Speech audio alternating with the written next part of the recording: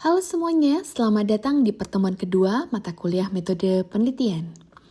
Pada sesi ini, kita akan membahas bagaimana menentukan topik penelitian yang tepat dan merumuskan fokus penelitian agar sesuai dengan kebutuhan akademik maupun industri. Pemilihan topik penelitian merupakan tahap awal yang sangat krusial karena akan menentukan arah dan keberhasilan penelitian yang dilakukan. Oleh karena itu, kita perlu memahami kriteria pemilihan topik yang baik serta strategi yang dapat diterapkan dalam memilihnya. Yuk kita mulai. Hari ini kita akan membahas 4 poin. Yang pertama adalah kriteria pemilihan topik penelitian, strategi penentuan topik penelitian, menyusun fokus penelitian, dan yang terakhir adalah contoh studi kasus. Dalam memilih topik penelitian, ada beberapa kriteria utama yang perlu diperhatikan.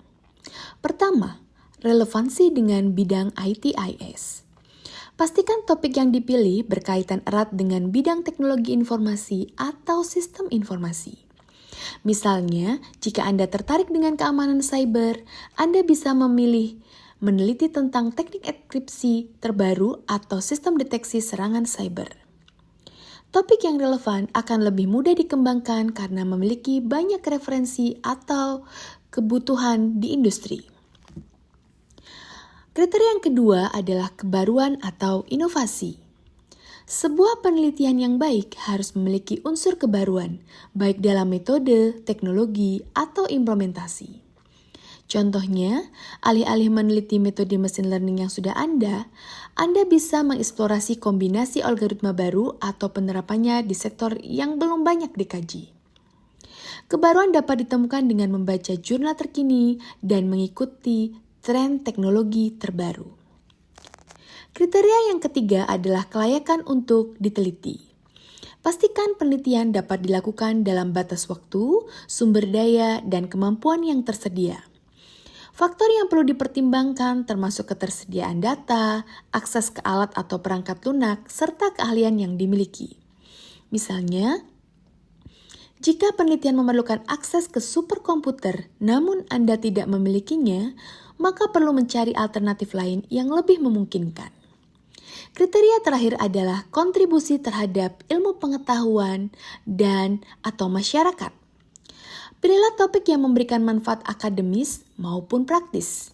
Contohnya, penelitian tentang sistem deteksi fraud berbasis AI tidak hanya memberikan kontribusi bagi dunia akademik, tetapi juga membantu perusahaan dalam mencegah kecurangan transaksi.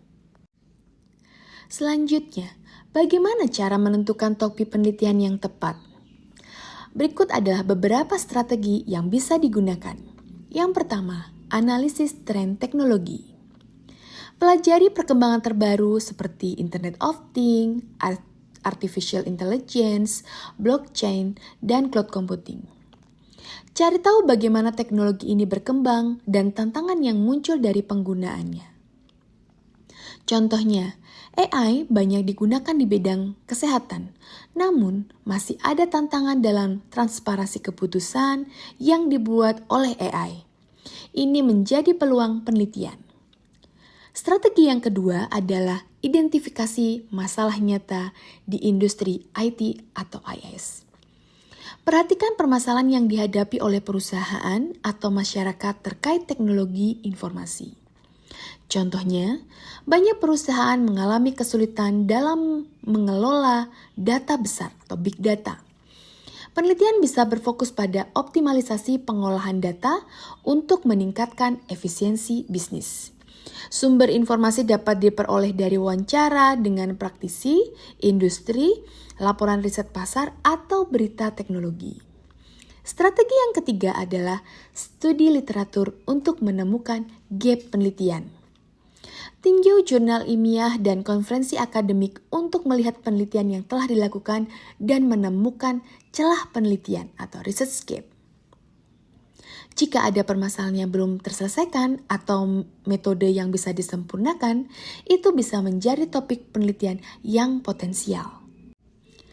Setelah menentukan topik, langkah selanjutnya adalah menyusun fokus penelitian agar penelitian menjadi lebih terarah dan spesifik. Berikut adalah tahapannya. Yang pertama, mengidentifikasi masalah utama. Definisikan masalah yang ingin diselesaikan dengan penelitian. Contohnya, dalam penelitian tentang keamanan cyber, masalah utama bisa berupa serangan ransomware yang semakin meningkat. Yang kedua, tahapannya adalah merumuskan tujuan penelitian yang spesifik. Tentukan secara jelas hasil yang ingin dicapai dalam penelitian. Contohnya, menganalisis efektivitas metode enkripsi X dalam melindungi data pengguna dari serangan brute force. Tujuannya spesifik, membantu dalam penyusunan metodologi penelitian yang terarah. Tahapan berikutnya adalah menentukan ruang lingkup penelitian. Tentukan batas penelitian agar tidak terlalu luas. Contohnya, jika meneliti efisiensi cloud computing, ruang lingkupnya bisa difokuskan pada industri startup di Indonesia agar penelitian lebih visible dilakukan dalam waktu yang terbatas. Untuk memperjelas konsep yang telah kita bahas, berikut beberapa contoh studi kasus. Contoh yang pertama, penerapan AI dalam prediksi penyakit. Seorang peneliti ingin mengembangkan model prediksi penyakit berdasarkan data rekam medis pasien menggunakan mesin learning. Maka, fokus dari penelitian ini adalah mengidentifikasi algoritma terbaik dan dataset yang relevan untuk meningkatkan akurasi prediksi.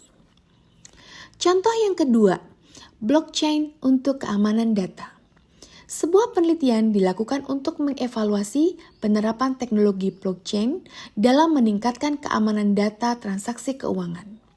Fokus dari penelitian ini adalah menilai efektivitas blockchain dalam mencegah serangan cyber serta dampaknya terhadap efisiensi transaksi. Contoh yang ketiga, optimalisasi cloud computing untuk startup. Sebuah startup mengalami kesulitan dalam mengelola infrastruktur IT yang scalable. Fokus dari penelitian ini adalah mengembangkan model optimalisasi sumber daya cloud computing agar lebih efisien dalam menangani peningkatan jumlah pengguna. Summary dari materi ini adalah yang pertama, kita telah mempelajari tentang kriteria pemilihan topik penelitian, yang dimana ada 4, yaitu relevansi dengan bidang ITAS, kebaruan atau inovasi topik, ketiga kelayakan untuk diteliti yang terkait dengan sumber daya, waktu, dan keterbatasan, dan keempat adalah kontribusi terhadap ilmu pengetahuan dan atau masyarakat. Kemudian juga kita sudah mempelajari tentang strategi penentuan topik penelitian, di mana ada 3, yaitu analisis tren teknologi, identifikasi masalah nyata di industri ITAS, serta studi literatur untuk menemukan gap penelitian. Selain itu juga kita juga telah mempelajari menyusun fokus penelitian dengan 3 tahapan. Yang pertama, mengidentifikasi masalah utama. Yang kedua, merumuskan tujuan penelitian yang spesifik. Dan menentukan ruang lingkup penelitian. Demikianlah pembahasan kita mengenai pemilihan topik penelitian dan penyusunan fokus penelitian. Dengan memahami konsep ini, kalian akan lebih mudah dan menentukan ide penelitian yang baik dan relevan. Jangan lupa untuk terus membaca literatur dan memperbarui wawasan agar topik yang dipilih tetap up to date. Sampai jumpa di pertemuan berikutnya.